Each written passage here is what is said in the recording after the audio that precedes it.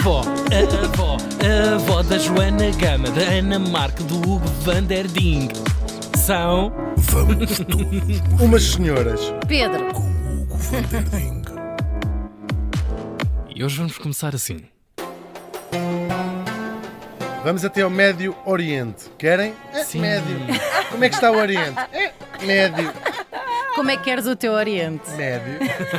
Bem passado, por Exato. acaso. Bem Pois, passado. da marmita. Vamos lá. Pois é, neste dia, em 1999, morri em Amman Porquê? aos 63, É uma marcação de palco. aos 63 anos. Está um novo. Não, não, É. 63 anos. Pois, Quem é quer que- dizer. Já idade tinha dos nossos direito a um pais. bom passe. É verdade. Pois não, faltavam Não, 2 faltava anos. 2 anos para poder.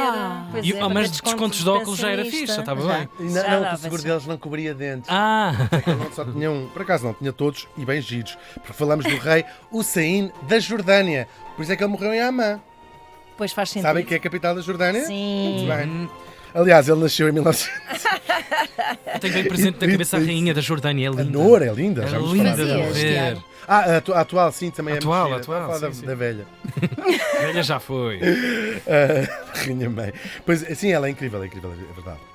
Ele nasceu em 1935, também lá em Amman. Era o que havia. Nasceu onde? Amman é um bocado. Assim, ia nascer onde? Em Lebelho do Mato. O rei Hussein da Jordânia nasceu por um acidente, também estava em Lebelho do Mato. Porque não, não é?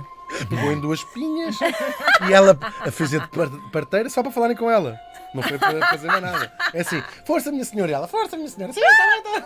Oh, Isso é tão meu triste e Deus. cómico ao mesmo tempo. É horrível, não é? Ela É. estava sozinha num pinhal. Não e... batia bem da pinha. Sim, exatamente. E ela, força minha senhora, ela, com certeza. Quer que Respira, esteja respira. Não.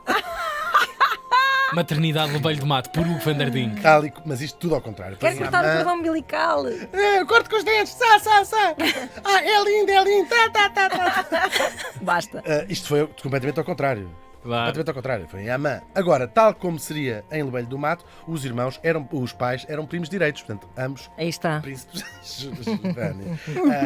Agora, ao contrário dos lubilhenses, penso que é assim que se dirá, lubilhenses, Lebelho eles- do Matense. Lebelho do Matenses, eles pertenciam à família real Hashemita. Hashemita. Hashemita. Achas? Hashemita. Vou falar de quem são os Hashemita. Explico já quem são. É uma família que descende por via masculina do profeta Maomé. Portanto, É sabe-se... Boa família. Sim, as famílias reais desta região geralmente traçam, não sei como é que se diz em português, a sua ascendência até ao profeta. O Hussein é a 40ª geração de que se sabe, os nomes de todos, é extraordinário, não é? Não quer dizer que não haja muitos descendentes, mas que tenham completamente registado na história a sua Fartou-se descendência. de. Não é? Ele teve- O Maomé fez as suas coisas, ou não? Sim, Para teve haver vários tanta filhos. gente. Sim, teve vários. Claro, pois isso é 40 gerações, é muito exponencial, não é? Olha o que é que eu faço com o mar, anda cá. Olha só betos. Só betos, tudo só betos. E a menina é filho de quem? Sabiam a resposta a todos. Claro, sou filho do. Ben. Mas pronto, é claro uma distinção enorme nesta família real de serem descendentes do profeta. Na verdade, estes Hashemitas, era a segunda dinastia mais longa no trono, logo a seguir ao Japão. No trono, governaram o quê? Toda a Península Árabe durante séculos, com vários títulos. O título mais importante era Xerife de Meca, que é a cidade santa do Islão, claro, já sabemos isso. Depois, no século XVI. Xerife, conhece uma estrela ao peito, Sim, não Sim, é? mas é verdade, Mas que é, essa palavra claro que vem vem, daí, sim. Claro. E então, no século XVI, os turcos, já temos falado aqui disso também, os otomanos, ocupam aquilo tudo e o poder dos Hashemitas fica reduzido só à cidade de Meca. Portanto, eles continuavam a ter o seu poder, mas só na cidade de Meca. Tudo o resto fazia parte do Império Otomano. E depois chega a Primeira Guerra Mundial, damos assim um salto grande de séculos, já no século XX, claro. O sultão alinha-se com a Alemanha, perdem a guerra, também não sei se, entretanto, da mesma maneira ou Sim, não. sim. Entendido. Não sei, porque eu também não conheci bem o sultão. Há um irmão dele mais novo que eu aqui já não se punha as calhar. mãos no fogo. Muito bonito. Bom, eles são derrotados, claro, e vai tudo com caraças. Começa então uma coisa chamada a Revolta Árabe. porque eu lembro, os turcos são muçulmanos, mas não são árabes. E eles é que estavam a tomar conta de toda a zona hoje do mundo árabe, como um protetorado, não é? Tinha o seu sultão em Istambul e cada paísinho tinha o seu rei, ou chefe, ou xerife, até como se chama. Mas eles tinham um ressentimento enorme porque os turcos não são árabes, não é? Apesar de serem muçulmanos, claro. Portanto, E há uma- pós-Segunda Guerra Mundial. Primeira. Mesmo, ok. Tal e qual. Depois, eles estavam muito revoltados contra este domínio, para eles era estrangeiro, não é? E depois, quem vai liderar esta revolta árabe contra os turcos é o bisavô do nosso morto, que vai levar de novo os hashemitas ao poder. E o que é que ele vai fazer? Vai criar de novo o seu reino, o seu território, rei do Hijaz, é como ele vai chamar isso tudo. Do jazz. Jazz. Sim. E ele vai dividir as coisas, o mal pelas aldeias. O mal pelas aldeias. So Um filho vai wrong. se tornar rei do Iraque, outro filho vai tornar-se rei da Síria e outro rei da Jordânia. Ora, a coisa não vai correr bem a alguns deles, não é? O reino do Hijaz vai ser conquistado em 1925 por um tipo chamado Ibn Saud, que vai roubar-lhe toda o território que vai formar a Arábia Saudita. claro. Ah, Exatamente.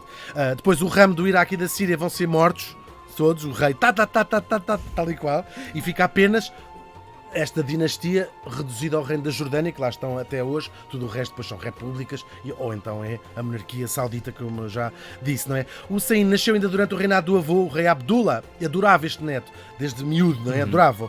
Eles andavam sempre juntos, um todo lado, e o avô via o neto como o seu sucessor, porque achava o pai atrasado mental, não é? Achava tipo, isto não chega a Isto netos. acaba depressa, não é? Tal e Salto qual, depressa, tal e qual. sim. Aliás, eles estavam juntinhos, ele era miúdo, quando o avô é assassinado num golpe. Há assim um assassinato. O miúdo também levou um tiro, isto é uma coisa que o Hussein levou na vida, a vida toda, era miúdo.